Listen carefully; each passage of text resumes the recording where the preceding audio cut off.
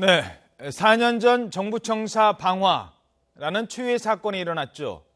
이러자 정부는 보안 시스템을 강화하겠다고 약속했습니다. 그러면서 막대한 예산을 들였습니다. 출입 시스템을 전면 교체했습니다. 하지만 얼마 전에 공시생에게, 공무원 시험 준비생에게 뚫렸습니다.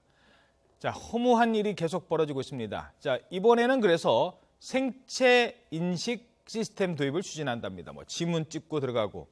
글쎄요. 도대체 얼마나 더 보안 시스템에 많은 예산을 투입해야 되는 겁니까? 비밀번호 옆에다 다 써놓고. 예산 투입보다는 보안에 대한 인식부터 바꿔야 한다는 지적이 나오고 있습니다.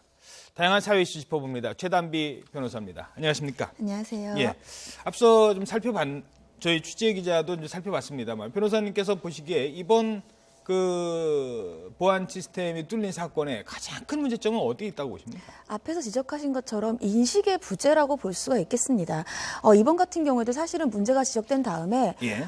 가장 나중에 지적된 부분이 그 비밀번호가 옆에 적혔었다는 부분 아니겠습니까? 예. 그래서 이것이 도대체 어떻게 된 건가, 이 피의자를 조사하는 과정에서 알게 된 것인데 나가봤더니 이미 비밀번호가 옆에 없더라는 겁니다. 예. 그래서 어떻게 됐나 알아봤더니 인사처와 행자부에서는 이미 알고 있었는데 예. 알면서 혹시나 책임을 질까 이러한 여러 가지 우려들이 있었겠죠. 그래서 그렇죠. 그것이 지웠다는 겁니다. 그러면 증거가 훼손됐기 때문에 사실은 수사가 더 어려울 수밖에 없고요. 예. 이 비밀번호가 왜 지워졌는지 그 경위를 추적하는 과정에서 서로 책임을 떠넘기는 일이 있었던 거죠. 그래서 청소하는 관리자가 지우라고 했다. 또 관리자 측에서는 그런 적이 없다. 이렇게 오히려 책임을 떠넘기는 공방까지 있었습니다. 예, 이쯤 되면요.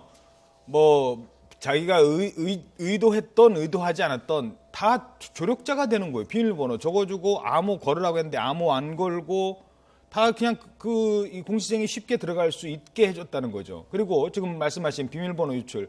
처음 인사혁신처에서 발표할 때 그 얘기 없었습니다.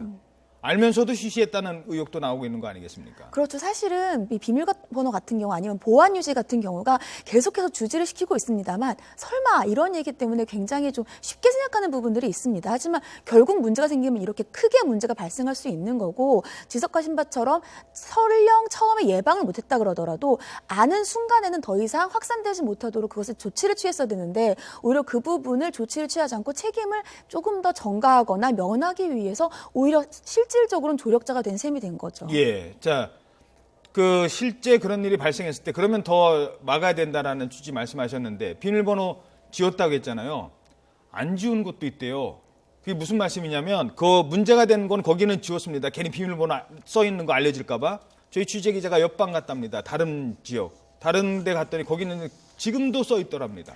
그러니까 이런 것은 인식의 부재라는 겁니다. 지금 해서 연일 언론에서 보도가 되고 있고 정부 청사의 보안이 지금 문제가 있다 이러는데도 아직까지도 비밀번호가 있다는 것도 문제이고요. 지금 대책이라고 내어놓고 있는 것들 중에 하나가 앞서 지적하신 것처럼 생체 인식을 하겠다라고 하지만 최첨단 보안 시스템을 하더라도 그것을 실제로 운영하는 사람들의 인식과 제대로 운영이 되는지가 문제인데 생체 보안 인식을 해놨다 하더라도 그냥 예를 들면 얘기하면 열어주거나 아니면 아무나 들어갈 수 있다라면 또 예외적인 출입구가 있다라면 사실은 아무리 세금을 내고 그런 것들을 만든다 하더라도 무용지물 될 수 있는 문제입니다. 예. 그리고 하나 짚어봐야 될 게요. 이렇게 문제가 생기고 소 잃고 외양간 고친다고 하지 않습니까? 소 잃은 사람은 한 번도 책임진 적이 없어요. 외양간만 최신 시설로 갖다가 지금 고쳐놓는답니다. 그러면 나중에 또 최신 시설 지금 책임지는 사람이 없다. 물론 그렇다고 저희들이 그 앞에 경비하는 분들 그분들 책임져야 된다. 이런 차원을 하는 게 아니에요. 누가 사표 내라 이런 게 아니라 잘못했다. 어떤 그런 행동을 보이지 않겠다. 관련된 직원들의 근무 수칙을 바꾸겠다. 이런 내용은 없다는 겁니다. 그렇죠. 이 책임이라는 부분이 누군 잘못했다. 그 벌을 주자 그런 책임의 문제가 아닙니다. 최소한 그 보안에 대해서는 우리가 책임지고 앞으로 제대로 이행하겠다. 이러한 책임을 말하는 거고요. 그 책임은 영역, 어떠한 책임을 가지는 영역을 정확하게 하자는 건데 4년 전에도 사실은 종합청사에서 방화가 있지 않았습니까? 그 이후에도 4가지의 태스크포스 팀을 만들어서 어떻게 보완을 하자라고 했지만 지금 같은 문제가 발생하는 것은 결국 시스템의 문제가 아니라는 거거든요. 그래서 이 부분에 대해서는 우리가 책임을 지고 보완해지겠다. 이러한 제대로 된 책임의 구분이 필요해 보입니다. 예. 자, 그리고 변호사님이시니까 이 공시생 참 이런 사람이 정말 공무원 됐으면 어땠을까라는 생각이 드는데요. 이 공시생한테는 어떤 그냥 단순 침입죄입니까? 절도죄입니까? 자기 이름 갖다가 파일에다 넣는 거. 이건 뭐 어떻게 처벌할 수 있는 거죠? 지금 공전자 기록이기 때문에 공전자 기록 아마 위변작죄가 될 것이고요. 예. 그리고 지금 굉장히 업무를 방해했기 때문에 공무집행 방해, 뭐 위계에 의한 공무집행 방해 이런 것도 충분히 될 수 있지만 이 학생 같은 경우는 이러한 정말 자신이 공무원이 되고 싶은 그 열망 때문에 사실은 이제 전과자가 되는 거거든요. 예. 그래서 좀 안타깝기도 합니다. 아, 그러니까 이 사람이 안타깝다기보다는 현실이, 지금의, 네, 이런 지금의 현실이. 취업이 어려운 현실 네. 이렇게까지 해야 되느냐라는 그 현실이 안타까웠다는 그렇죠. 본인이 말씀이시죠. 공무원이 되고 싶고 법을 지키고 싶은 사람이었는데 이렇게 내몰리게 되는 현재 청소년들의 현실도 참 안타깝다 이런 생각이 들었습니다. 알겠습니다.